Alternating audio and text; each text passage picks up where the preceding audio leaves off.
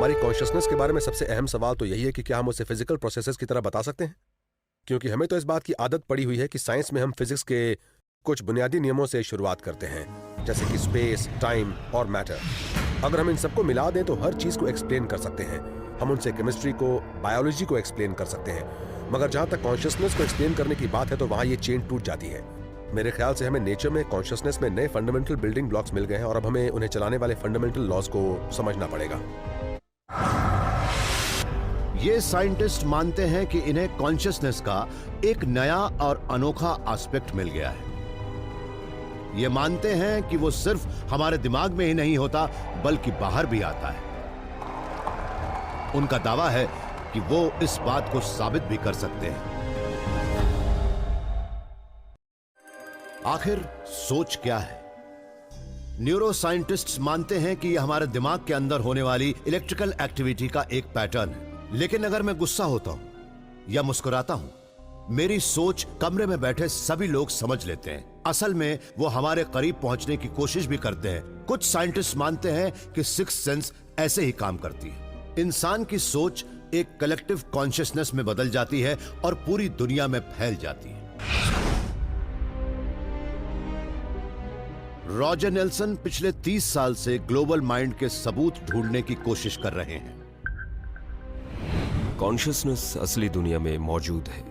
छूने का एहसास बड़ा ही हल्का होता है, मगर वो असली होता है, इसलिए वो ज्यादा जरूरी होता है। बहुत कम ही लोग इसे मुमकिन मानते हैं, मगर रिसर्च कहती है कि ऐसा मुमकिन है। मिड 90s में रॉजर ने एक बड़ी अनोखी घटना की जांच शुरू की और उसके बारे में कई रिसर्चर्स ने भी कहा था। उन्होंने देखा कि इलेक्ट्रॉनिक डिवाइसेस के रीडआउट्स को रैंडम नंबर जनरेटर्स कहते हैं, और अगर उनके पास बैठे हों और अपना ध्यान उनके ऊपर ही लगाएं तो वो बदल भी सकते हैं। कई साल के दौरान कई एक्सपेरिमेंट्स करने के बाद हमने देखा कि लोग इन रैंडम नंबर जनरेटर्स का बिहेवियर बदल सकते हैं। भले ही वो कम हो, मगर साफ नजर आता है। रैंडम नंबर जनरेटर्स एक इलेक्ट्रॉनिक कॉइन टॉसर्स जैसे होते हैं, मगर उनमें हेड्स या टेल्स की जगह वंस या जीरोस आते हैं। उनके रिजल्ट्स बिल्कुल ही रैंडम होते हैं। रॉजर का कहना था कि अगर कोई शख्स उसके करीब बैठा हो तो वो उसके रीडआउट्स को बदल सकता है और तब शायद पूरे शहर की सोच भी वही हो जाए। क्या दुनिया भर में लगे रैंडम नंबर जनरेटर्स करोड़ों लोगों की सोच पर नजर रख सकते हैं? हमने एक बड़ी ही मामूली सी हाइपोथेसिस के साथ एक साइंटिफिक एक्सपेरिमेंट शुरू किया। हमने देखा कि जब काफी लोगों की कॉन्शियसनेस स्टेट एक होती है, खासकर इमोशनल, तब हमारे नेटवर्क की रैंडमनेस में भी बदलाव आता है। लेट 1990s तक रॉजर ने दुनिया भर के कई साथियों से उनके लैब से मिले रैंडम नंबर डेटा जमा किए। उसके साथ ही ग्लोबल कॉन्शियसनेस का जन्म हुआ। ये वो नक्शा है जिससे पता लगता है कि दुनिया में कहां-कहां पर ग्लोबल कॉन्शियसनेस प्रोजेक्ट्स चल रहे हैं। ये है हवाई, ये है ऑस्ट्रेलिया, न्यूजीलैंड और यूरोप में भी कई हैं। इनमें से हर जगह पर एक रैंडम इवेंट जनरेटर या रैंडम नंबर जनरेटर एक कंप्यूटर से जुड़ा है। ये ग्लोबल नेटवर्क दिन रात काम करता रहता है और डेटा जमा करके प्रिंसटन में बनी रॉजर की लैब के सर्वर को भेजता है। हमें लाइव डेटा मिलते हैं और हर सेकंड पर एक कलर ब्लॉक नजर आता है। वैसे तो वो काफी छोटा होता है, लेकिन डेटा में बड़ा अंतर आने पर ऐसा होता है।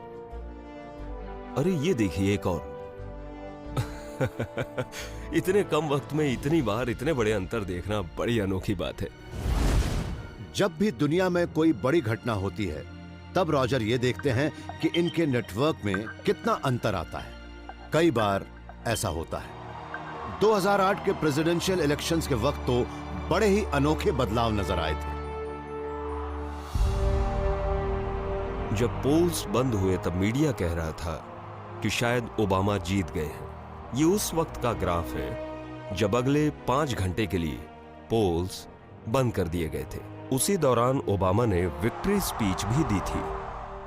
ये अलग अलग लोगों का कोई कलेक्शन नहीं है। हम आज भी हैं और हमेशा रहेंगे the United states of America. ये एक बड़ा ट्रेंड है, इसमें ग्राफ ऊपर ही ऊपर जा रहा है। 1000 में एक बार ही ऐसा होता है जब इतने बड़े डेटा सेट में इस तरह से पॉजिटिव इफेक्ट्स का एक्यूमुलेशन होता है। हमने 340 से ज्यादा इंडिपेंडेंट एक्सपेरिमेंट्स किए। जब हमने 12 साल के अपने एक्सपेरिमेंट्स के डेटा को साथ में जमा किया, हमें जो नतीजे मिले वो तो 1 अरब बार में से एक बार हो सकता है।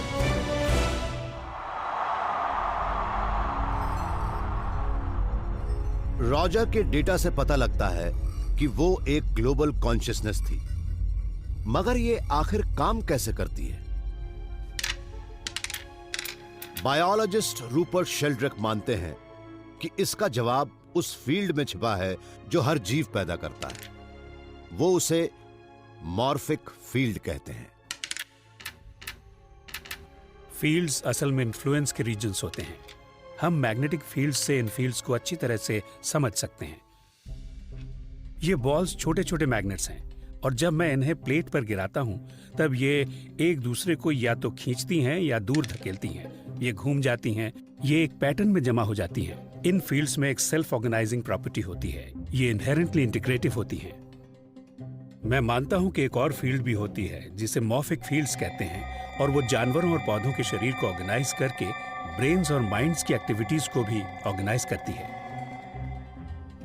रूपर्ट मानते हैं कि उन मॉर्फिक फील्ड्स की वजह से ही परिंदे एक खास फॉर्मेशन में उड़ते हैं। उनकी वजह से ही जानवरों का मास माइग्रेशन होता है। यही वजह है कि जब कोई हमें घूरता है तब हमें बड़ा अजीब सा एहसास होता है। इन्होंने इस सेंस को सही साबित करने के लिए कई एक्सपेरिमेंट्स भी किए। नहीं घूर रहा। ये ट्रायल्स के रैंडम सीक्वेंस में किसी को या तो देखते हैं या नहीं देखते, और हर ट्रायल में उन्हें बताना पड़ता है कि कोई उन्हें घूर रहा है या नहीं। नहीं घूर रहा। घूरने वाले को अपना माइंड उस शख्स पर कॉन्सेंट्रेट करना पड़ता है जिसे वो घूरता है। वो उस वक्त उस शख्स के नाम के बारे में भी सोचता है। घूर रहा है। मैं अभी अपना पूरा ध्यान उनके ऊपर ही लगा रहा हूँ। जब मैं उन्हें नहीं देखता तब नीचे फर्श पर देखता हूँ या अपनी आंखें बंद कर लेता हूँ और कुछ अलग ही बात सोचने लगता हूँ। नहीं घूर रहा। ब्रिलियंट। 14 सही और 6 गलत। कुछ तो हुआ है, और हालांकि वो इफेक्ट ज्यादा बड़े तो नहीं मगर कंसिस्टेंट हैं और वो कई ट्रायल्स में रिपीट हुआ था। रूपर्ट ने ऐसे सबूत जमा किए हैं जिनसे लग रहा है कि लोगों को एहसास हो जाता है कि कोई उन्हें घूर रहा है। इससे उनकी ही बात सच लगती है कि हमारा शरीर मॉर्फिक फील्ड से घिरा रहता है, जो हमारा ही इनविजिबल एक्सटेंशन है। मेरा ये कहना है कि हमारा माइंड एक्सटेंडेड फील्ड्स में काम करता है, जो हमारी आसपास की दुनिया में रहने वाले लोगों के दिमाग से काफी दूर तक जाता है, और वही हमें दूसरे लोगों और हमारे एनवायरनमेंट से जोड़ता है। कई साइंटिस्ट्स रूपर्ट की इस बात से सहमत नहीं है और उनका कहना है कि अगर मॉर्फिक फील्ड वाकई होता तो हम उसे अभी तक जरूर देख लेते।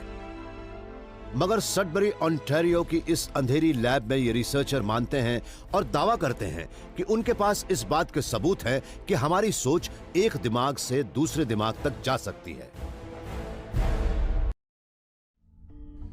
हर दिन हर पल हम एक इनविजिबल फोर्स से घिरे होते हैं।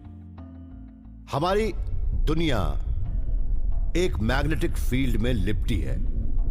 दुनिया के बहुत से जीव उसके बिना रह ही नहीं सकते।